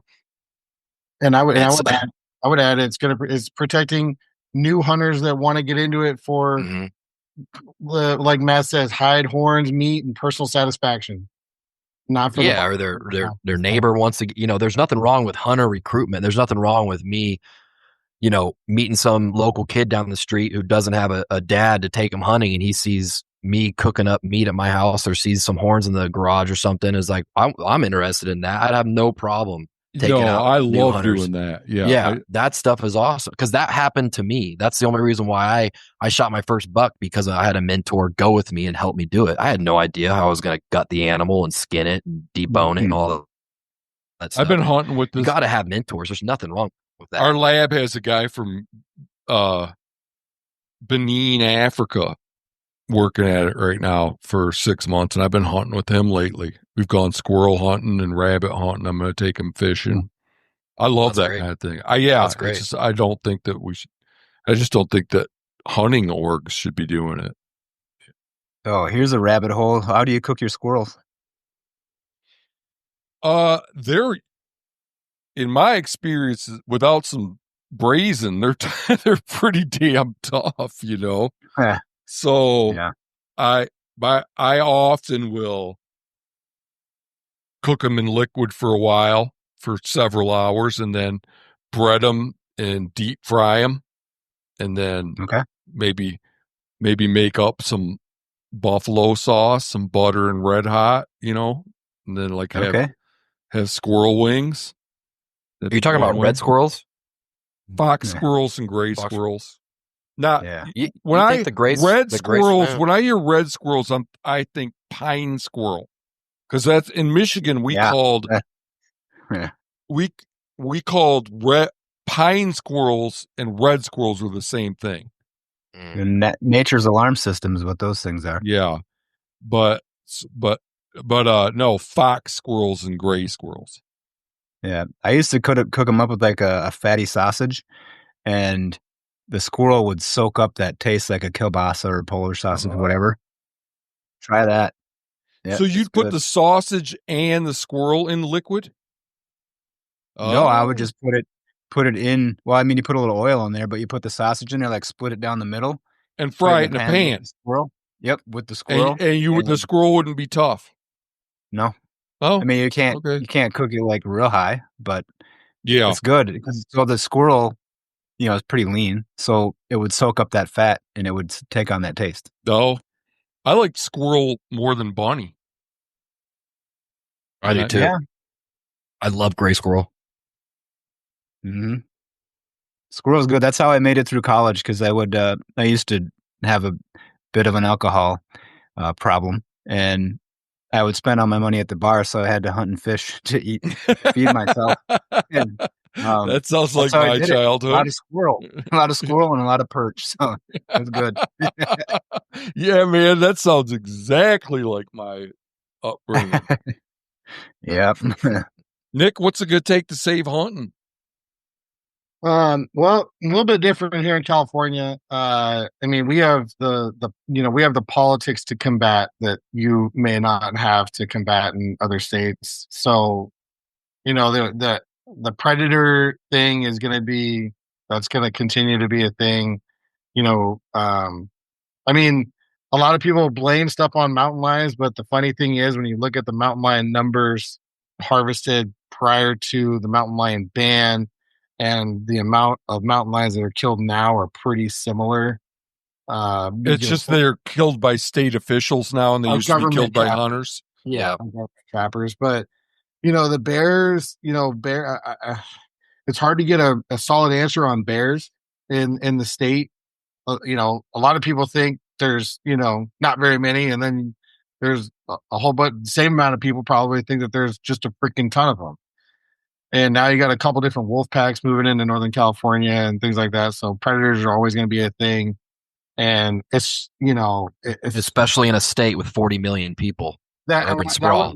That's the problem. That was my next thing. I'm kind of setting up all these things. You got predators, population, politics, and then obviously influencers and outfitters. But the thing is like, you have things that like you just can't combat by like looking at influencers, right? Like, it's the politics and population is a huge piece of why hunting is the way it is in California. I'm lucky, and I live in an area where there isn't a huge population that lives here, but I'm 3 hours away from major urban centers. Yeah. 10 to 15 million or 20 million or whatever it is in Southern California. And then another, 5 to 10 million in Northern California. I'm 3 hours away from both of those. So, those are things. I mean, obviously what Erik said about like all the technology and everything, it's kind of funny. I was thinking about it. I've never dialed a scope to harvest an animal.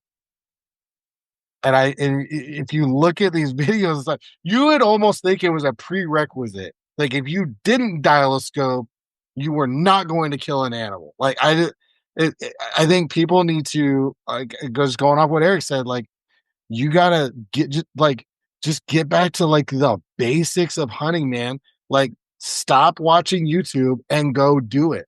Stop looking at Instagram and go do it. Like, even if you're not hunting, like even if it's not hunting season, just go out, hike around, man. Like how I found, a lot of these little pockets, little spots, just going out and cruising around, looking around. Like, just go do. You're not gonna learn anything by watching Randy Newberg hunt elk in Montana on YouTube. Like, you're not going to learn how to do, like, it's going to be cool to watch it. And maybe you'll pick up a couple things, but you just got to go do it.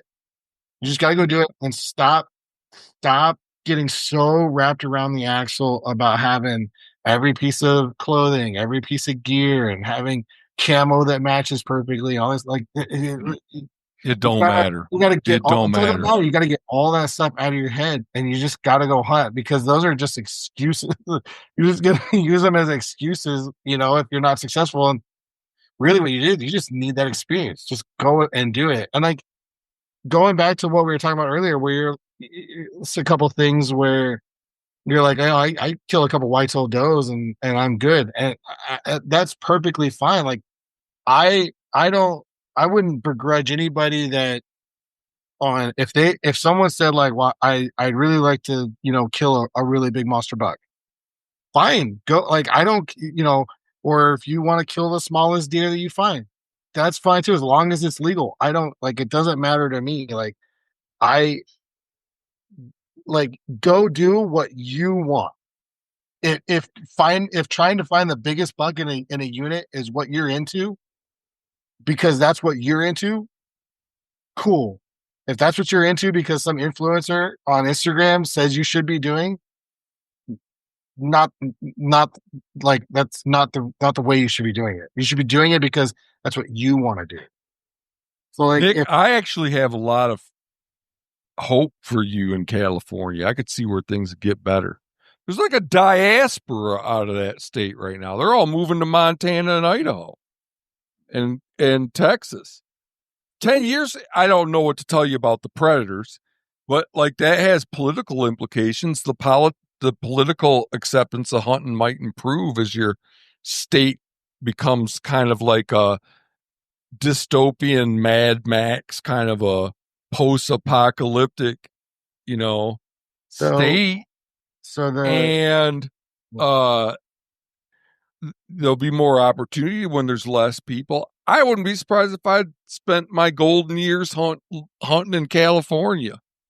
I mean, it's not a bad place. Like, where I live is not a bad place to live. Traffic is pretty light. Like, there's, sometimes there's traffic, things like the weather. We talked about this before, and I'm sitting in my garage. It's 50 degrees outside right now. Like, and I'm just hanging out, January, I got a little tiny heater in January, and I'm good to go in the garage in January. Like, the weather's great, all that kind of stuff, near the ocean. Plus, that's why there's 40 million people. I mean, there's just not a hunting culture. So right. You just got a lot of mows there that don't hunt or even think about it.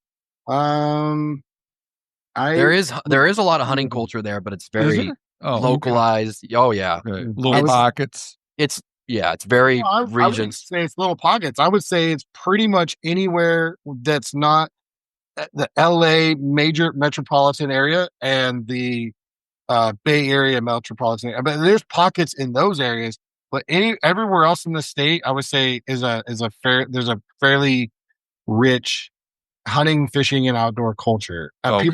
People forget that like 70% roughly of the population is in like 4 counties. Oh, there's a county in Northern California, northeastern California, and there is a county that does not have a stoplight. Oh, but you would think You would think that, yeah, like if it's in California, it's going to be there's people everywhere, a bunch of nuts, and it's like, did you? It's an extremely diverse state culturally, population, all that kind of stuff. So, but I think like getting back to like I think the outfitting is a thing that is gonna continue to take away opportunity. That's gonna continue to happen. I mean, we have there's a lot of people want to come pig hunting in California. A lot of people want to shoot a tule elk. A lot of people $1,000 to shoot a pig in California, at least. $1,000 a minimum. Tule elk. You'd be lucky to sniff a tule elk hunt for 20 grand. Some of them are 25, 30 Yep. or more. I've heard of a guy last year paid like close to 50 grand for a tule elk. Wow. Right here where I live. Yeah, and the only reason why they're paying that money is because it's not to shoot an elk, a big elk. It's to shoot all 3 species in the United States. So once people are done hunting Rockies and Roosevelts, they will go, okay, I got to get my Grand Slam elk. And so I go to California. I got family that's on a private deer hunting club. You want to talk about culture in California. They've been doing this since the 60s on this it's about a 16,000 acre ranch in Central California. And they've got a lot of tule elk there, but the club, they sell the bull permits, and they go for 25, 30,000 every year. And it's all the same rich dude that wants that Grand Slam. Well, this one that was close to 50, it was somewhere in that 40 to 50K range, was wild. It was known that this one was going to be it was going to be a record book bull and the whole thing. And it was sold as this is a record book deal and blah, blah, blah. The 20, 25, 30 grand tags, those are just like for your standard, not raghorns, but your standard, like run of the mill, good tule bulls. It's just like, it's wild. So Cameron Weddington, the guy I was telling you about that was on 2 nights ago, he was talking about how pervasive it's become to try to get a turkey in every one of the 49 states where they exist. Like there's lots of people that's their goal. What state do they not exist in? Alaska. Yeah, which gave me an idea. I'm going to fly some poults up there. Start selling some hunts. And get a little population going around my cabin in Southeast Alaska. Get a population going and get a lace off card. Yeah, fly some dudes in to get the 50th state. I'm going to give you a free hunt, Jeremiah. No, thank you. I can be the first guy. Yeah. Part of history. Yeah. Well, you let me know. I'll be on a plane. Man, it's $50,000 for a tag for an elk. Yeah, I just don't understand. It just has nothing to do with why I hunt at that point. It's so far removed from why I hunt. You're just bragging at that point. Oh yeah, I paid $50,000 for it. I mean, that's like Rogan hunts the Tejon Ranch here in California. That's only like 2.5 hours away from me. He hunts the Tejon Ranch and then he tells people go find another trailhead, stupid. And it's like, bro, what are you talking about? If it's so easy to find another trailhead, why are you paying $50,000? Why are you paying tens of thousands of dollars to have your private VIP hunting experience on the Tejon Ranch in California? Really easy when somebody else does it for you. Well, that's the thing is you get put up in a fancy lodge with a mint on your pillow, and then you go tell the Joe Public to go find another trailhead. It's like you're not, Rogan is. I love him for pretty much everything else he does and has done. I've been listening to him since he started in like 2011 when nobody knew who that guy was. It was just fun to listen to him. And he got into hunting, and I was first like, well, that's cool. That's kind of cool. He's getting into hunting. I like to hunt. And then immediately just completely was like, whoa, dude, slow down. I still to this day don't consider him a hunter because because he's not doing all the hard work of scout. He doesn't even skin his own animals, it appears. Like all the guides and outfitters do that shit for him. And it's like, dude, you're not like, you're an expert in mixed martial arts, pool, comedy, a few other things, but just, it sucks when someone's got such a big platform that talks as if they're an expert in hunting, when it's just people that have actually been hunting their whole lives and do everything themselves from scouting all the way to butchering and packaging the meat in their freezer. When you have somebody doing all of those steps for you, I mean, you take away 99% of the hard work. That 1% of pulling the trigger is not, it's just not the same. And it's, a great archer, of course. Him and Cam Hanes are great archers. Like, give them that. They can shoot 100-yard target. I'll never do that with my bow. I just don't. For one, I don't have the desire to shoot 100 yards with my bow. But it's a totally different game when you're talking as if you are an expert, when someone's doing 99% of the work for you. And he could, the thing is, like, there, when he said that, and then there was some people like, well, he can't actually hunt public land. That's why he hunts private. He can't, could you imagine Joe Rogan showing up at a trailhead and trying to go hunt public land? They're just. Who was saying this? I don't remember who. I remember who. I just wondered if you remembered who. It was Dan Stanton. Oh, you're right. Yeah. It was Dan. Yeah, it was Dan Stanton. And I'm like, the elk shaped guy. Like, that guy's the worst. If I showed up at a trailhead and I'm going elk hunting, and I see Joe Rogan show up at the trailhead and he's going elk hunting, the last thing I'm thinking is, I'm gonna freaking follow Joe Rogan around all the time. Like, where do you have a better chance of experiencing anonymity than when in the woods? And I like, the last thing I'm gonna do is be like, well, I'm gonna follow Joe Rogan around. Like, nobody's gonna follow you around. Like, they're going to try to get away from you because the goal is to go hunt elk. Like, it's not. So to be like, well, he can't just go hunt public land. Bullshit.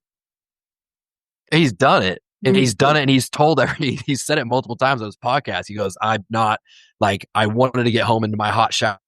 Right. He's gone and sucked and lived in a tent for a week and hated it. I mean, I wouldn't say he hated it. He enjoyed the experience.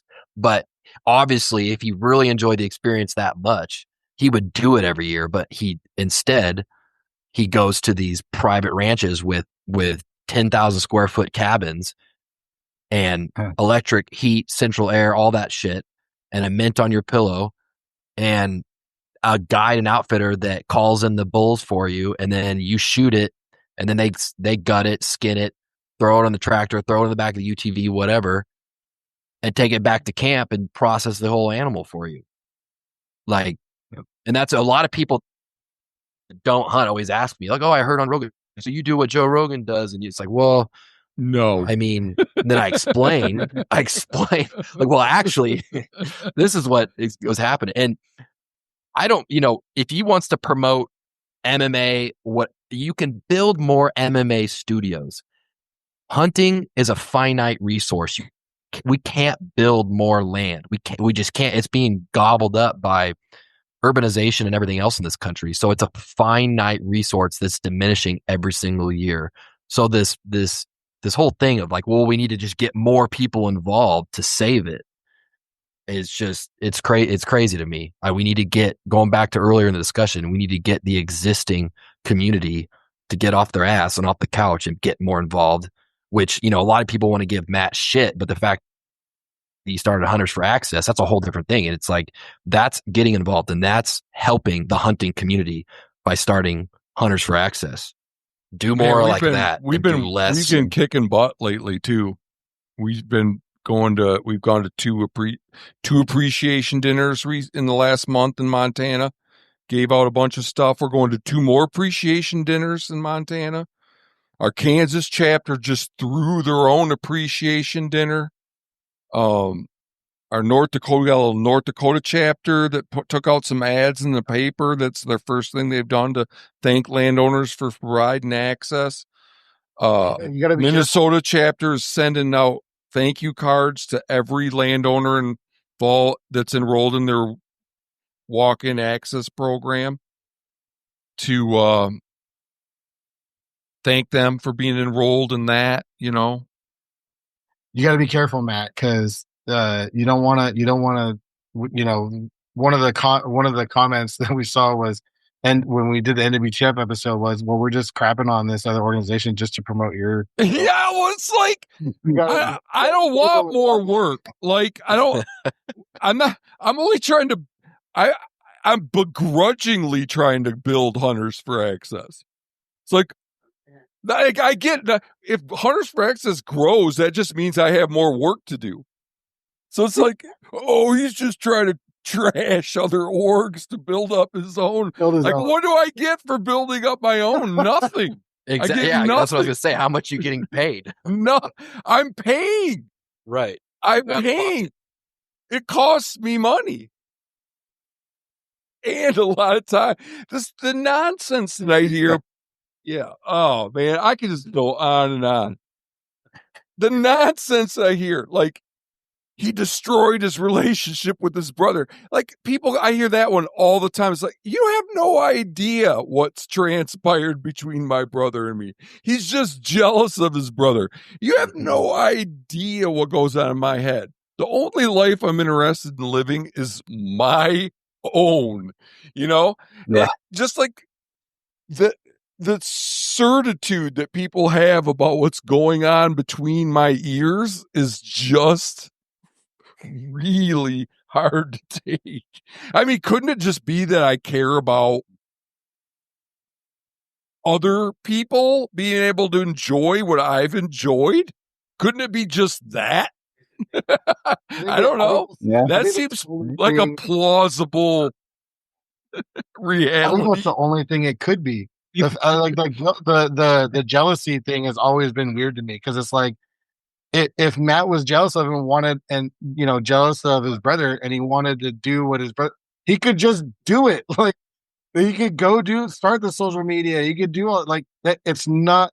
You could just do it. Like that's not the jealousy argument is just. I could pimp out my llamas on the Instagram and do all that. Yeah, absolutely.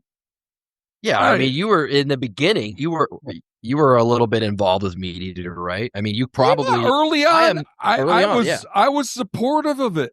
Right, and I imagine if you would have stayed supportive, I imagine there would have been a spot for you in the limelight somewhere. I'm just guessing, like somewhere you could have developed into something in the Meat Eater crew. Like and you didn't do that, so it's like the jealousy thing doesn't make sense. It felt gross early on to me. Mm-hmm. Like, I just watched my brother change overnight, like his values about hunting changed in an instant when he started making TV. He used to hate TV. I remember he used to hate seeing other hunters too. He still does. I'm sure he still does. He still does. No hunter's like, oh, sweet. There's 10 dudes in my spot. Like, I don't care who you are. No one is like that. Yeah, no. Mm-hmm. He hates seeing other hunters worse than most. Yeah. So like early on I was uncomfortable with it, but I was like, I don't know. I'm going to go on TV. Like when you're a young man, you're like, whoa. Yeah. here I am. Yeah. I'm on the TV. Look at me. I made it on the show. But like, I guess just always what mattered to me was hunting. I like hunting. And then when I got a little older, I was like, man, I just want people to be able to do what I did as a kid. Chase squirrels and frogs. And then when you get to be 12, maybe get a bow and start climbing up in a tree and trying to shoot a deer. I started doing it at 11, which was illegal, but allegedly. I think we're past statute of limitations. When I was 11 years old, I wrote my governor and told him that I should be able to hunt deer. I was like, I'm accurate with my bow. That's awesome. And I think I should be able to hunt. He wrote me back. What'd he say? So who was the governor? I can't remember who it was. I should look that up. But it was a very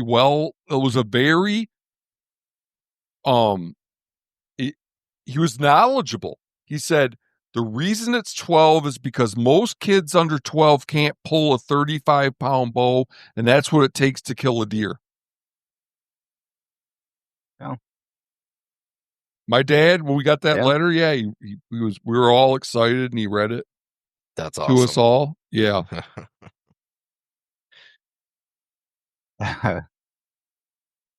The people probably think that you're looking to get something, like you mentioned that earlier, out of all it, because that's what they're looking for normally in society now is what you can get for me. Yeah, they're looking at themselves in a mirror. Project that on you.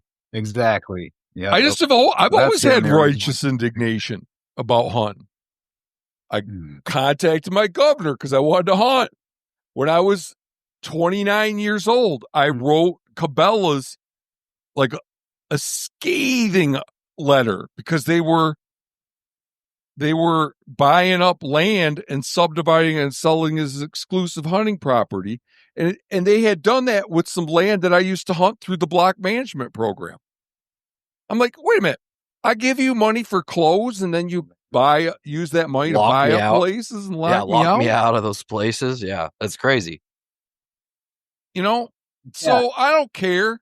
I used to care. I care a little bit. Yeah. I care a little bit that what people say about me, but over the last 3 years of doing this, I've started to care less, and I think I'll continue to care less, and I hope that doesn't like make it so that I'm less effective, because if I stop caring entirely what people think, then I'll probably just say a bunch of stuff that ticks people off and I'll lose what little audience I have. So, I worry about that, but it's just hard to have people that have never met you make claims about what your motivations are. Yeah. But then it's totally trashing people on a daily basis myself, So, but you're not. I don't know if you're trashing people. I mean, you back it up with fact of what they've done, and you're just bringing that out. That's not trashing. And I really got to try to be good about, because once in a while I screw up. Yeah. Like the other day. Okay, so I screw up sometimes, and I'm glad we're talking about this because I really need to do better about keeping it from getting like just being immature. About being immature. Like a couple weeks ago, somebody sent me, I'm the guy people tell on to now. Yeah. I'm sure there's others. You see what this guy's doing? Yeah. Yeah, I'm sure there's others. I'm sure that copper plated 6 plates, they tell to him too. You know that guy. You guys, yeah. You probably don't, Jeremiah, because you're not on Instagram, right? Jeremiah, no, I'm not. No. Okay.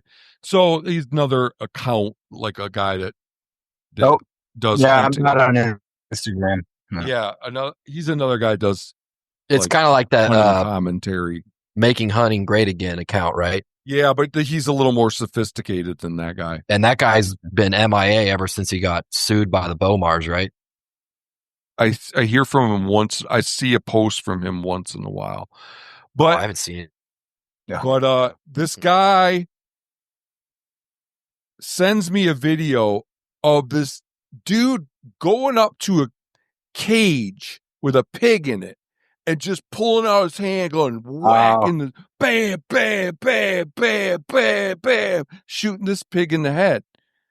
And I put it on our Instagram with like the caption, this guy strikes me as someone who probably regularly pours gas on cats, lights them on fire, and then masturbates. That's not helpful, but I just get in a mood. Yeah.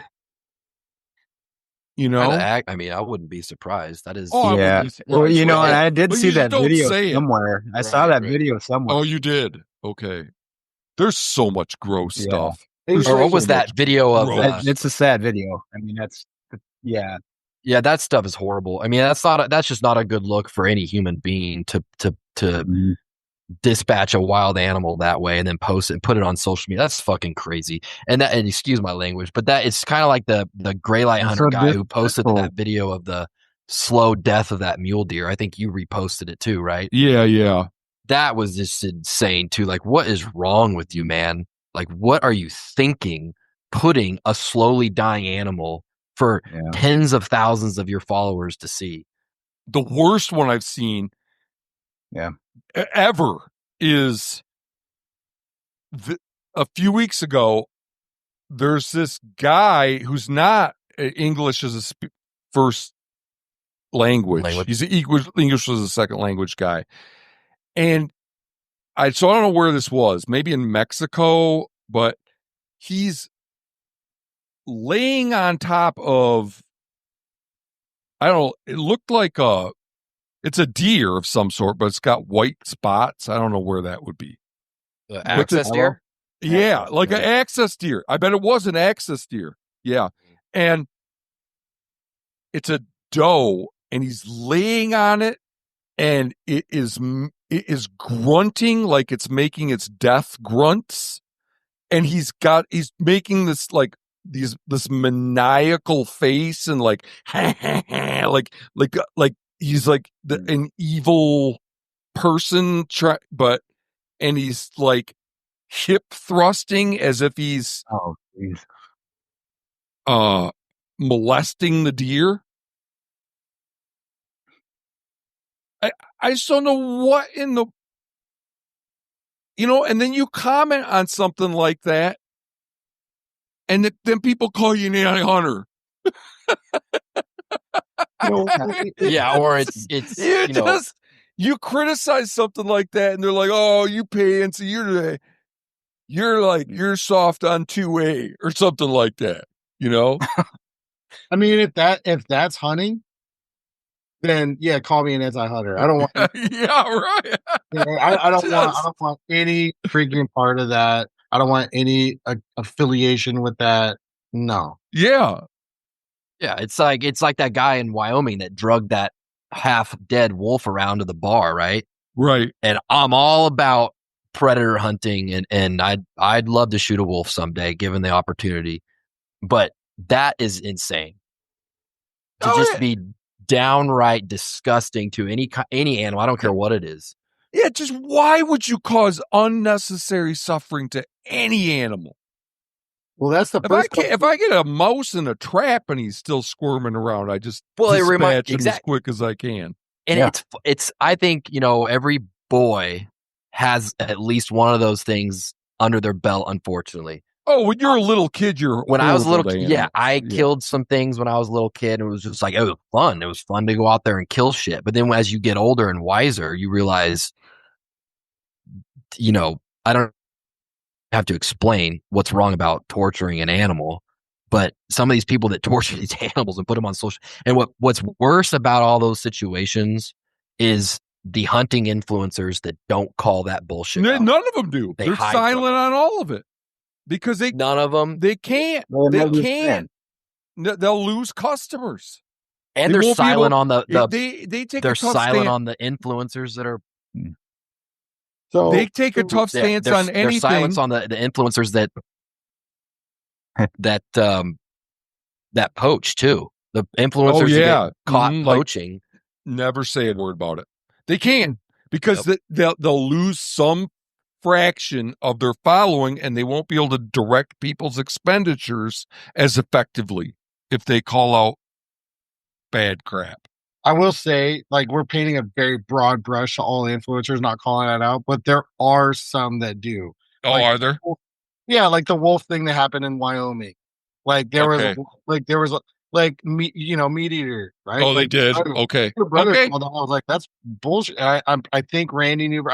I know that there was quite a few people in the space that were like, no, like that's, no. Thanks for keeping us fair, Nick. Yeah, and that's thank you. I was more referring to cases like the poachers, like muley freak guy that's been. Oh yeah. It's like we need more influencers to call those guys out because they're still back. That whole organization is still sponsored by numerous large companies. Yeah, And that to me is insane. Oh, every once in a while, I'll send a post to like Night Force or something like that. Yeah. It's sponsored by Night Force, and all of a sudden, but like, yeah, I just it's yeah. Fellas, Yeah. I gotta go eat some dinner, and Jeremiah Goin needs to go and get going to bed. I think so. It's been a long one. Oh man, it was so great talking to y'all. Thanks so much. Let's do it again. Good. Thank you. Great talking to you. Yeah, Love to do it. And you guys have a good night. All right. Bye. See ya. Bye. Night.